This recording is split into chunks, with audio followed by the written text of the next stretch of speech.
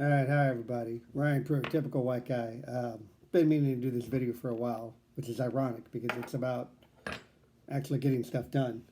Um, I wanted to do an appreciation video in a sense because, I mean, the thing is, I know we're supposed to be self motivated. We're supposed to have this internal drive that pushes us forward and makes us accomplish things. And for whatever reason, I've never had that. Um, for me, I've learned that I I need external motivation. I need to see other people do well, and it makes me get up and do stuff. Either watching other people do well or the threat of other people seeing what I haven't done is what motivates me.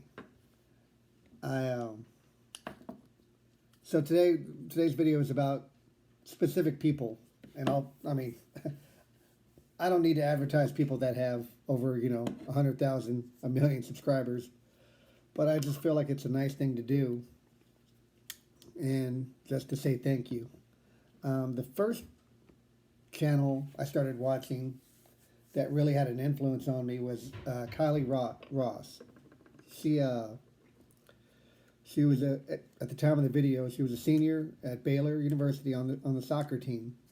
And at the time, I was just looking for videos of like training videos, day in the life of athletes, just to try to get a peek inside that athletic mindset. And her videos were just from the beginning, just being older, it was interesting to watch um, how.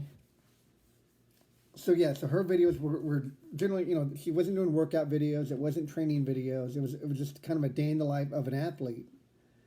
And what she reminded me of, what she brought for me was one, to have fun with it, to enjoy it, and that's a really common theme. But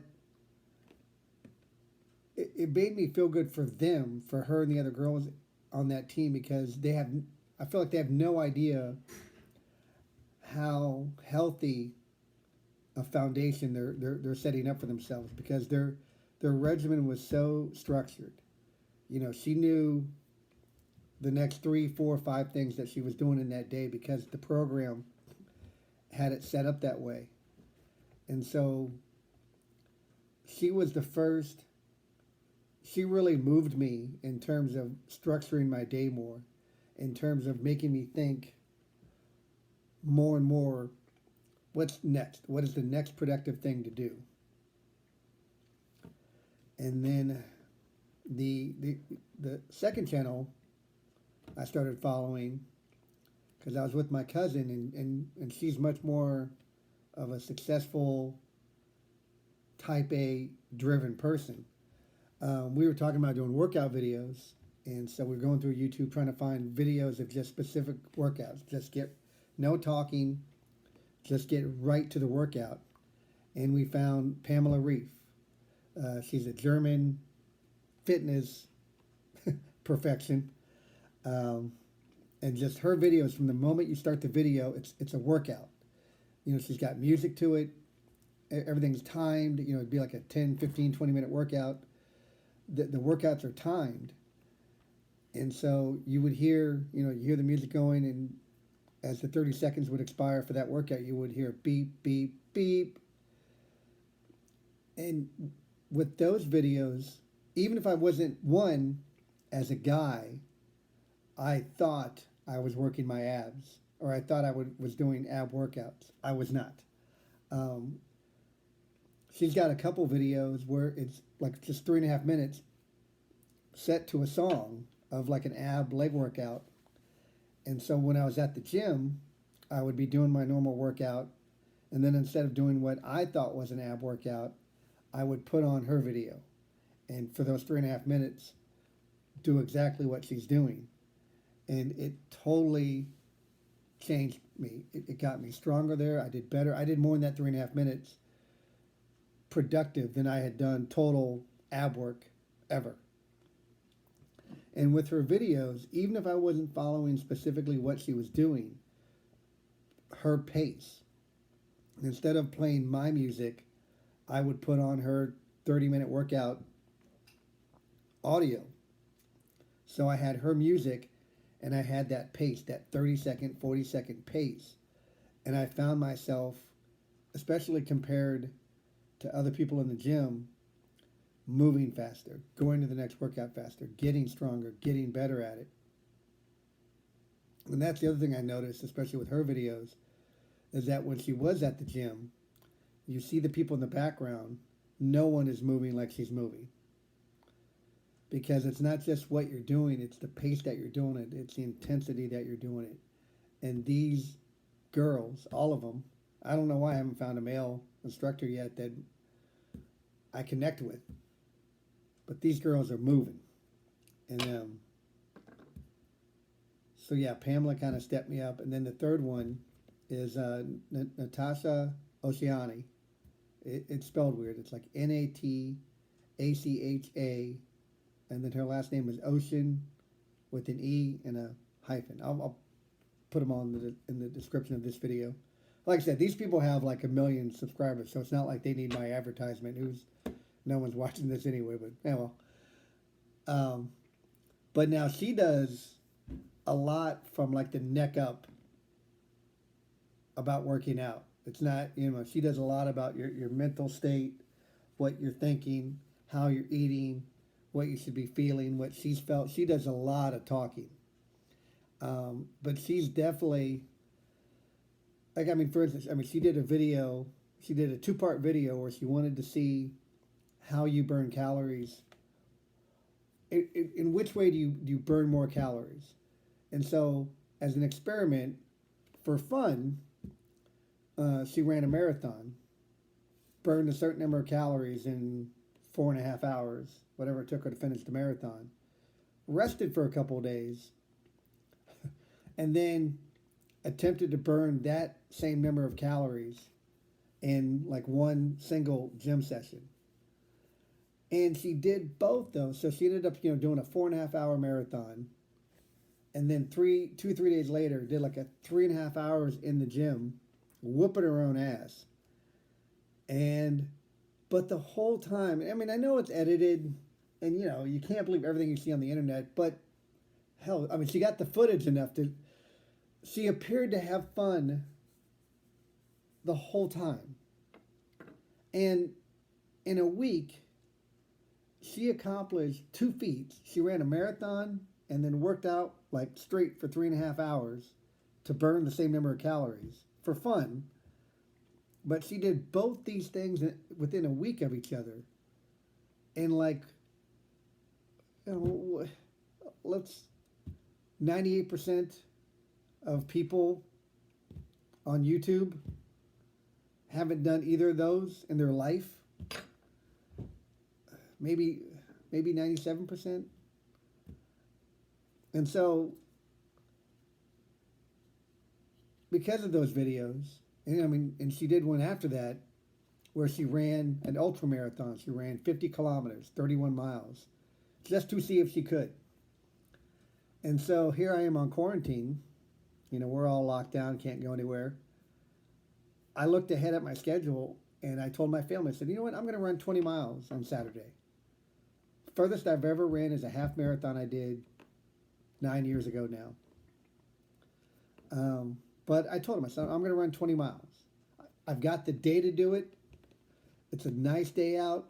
It's something I've never done. And the minute I told myself I was going to do it, like on a Wednesday, or the minute I told them, because again, that external pressure, I knew once I told them I couldn't lie and not do it. But when I announced to myself and to them I was doing it on Wednesday, it changed my thinking because I was going to do it Saturday. And so from that moment, I kind of forgot about everything else going on, any other difficulties, any other drama. It all went away. I started thinking about, okay, between now and Friday, what can I do to prepare? because that was the other thing about when Natasha did the 31 miles, is she did it without having trained for it. Because what she wanted to show was how much of it is mentality, how much of it is simply she'd never run that far before. The furthest she had ever run, or the furthest she had run in like the past, I think she said 18 months, was like 4 miles. But she wanted to show that it can be, that to enjoy it. Enjoy running that far, enjoy your legs falling off. And so Friday came, maybe it was a Saturday, no, it was Friday. Friday came, I had a GPS course laid out, and the first leg of it was I was going to basically run into town, stop off, take a break, and then run back. But the first leg was GPS, it was like 8.35 miles. But because I'm up here in the mountains, up here in the country, the actual step-by-step was 10.8 miles. And I ran the 10.8. I was all right. I mean, I made it through, and I felt pretty good. Took the break, ate, got something that, just got something quick to eat, got something to drink, got a water, restarted the run, and I really started to feel it. And the way I had come into town was actually was the shorter GPS distance, but it was more up and downhill. So maybe it would have evened out. Maybe it would have been around 21 miles. But when I restarted, I was feeling it. And at that point, my cousin happened to be driving by, so I went ahead and stopped. But, I mean, I ran 10.8 miles. I burned like 1,500 calories. My Fitbit went nuts on it. It was still, so it wasn't fully what I wanted to do. It clearly wasn't what she had done. But failing behind that, I still accomplished more than I would have on my own. And that's the power of these videos. And, they're just writing again and kind of, there's so much work that's unappreciated work that goes into what these people do in these videos, what we all do in life. It's not fair, and it's not easy, but it can be worth it. And if you can enjoy the process, and that's the main theme through all three of these channels that I follow and appreciate, is how much they enjoy it. They really do. I mean, I say that somewhat cynical, because I still think with these happy people, I'm like, where do they put the anger and the memories and the outrage, and where do they store it? They've got an attic in their brain. They lock it away, or I don't know what they did with it, but they put it aside.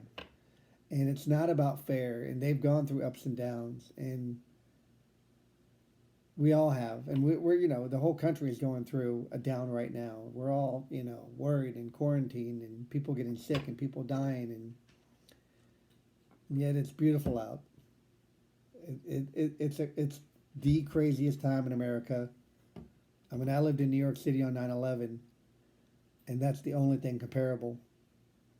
But it's nationwide, and it's stretching out, and we don't know when the last plane is going to hit. But you keep going, and you work, and you find your goals, and you find what motivates you, whether it's inside or outside. And so I just really wanted to take a moment and say thank you to these amazing ladies that have shown me the way and have definitely put me in a better place. And so Pamela, Kylie, and Natasha, thank you. See you all down the road.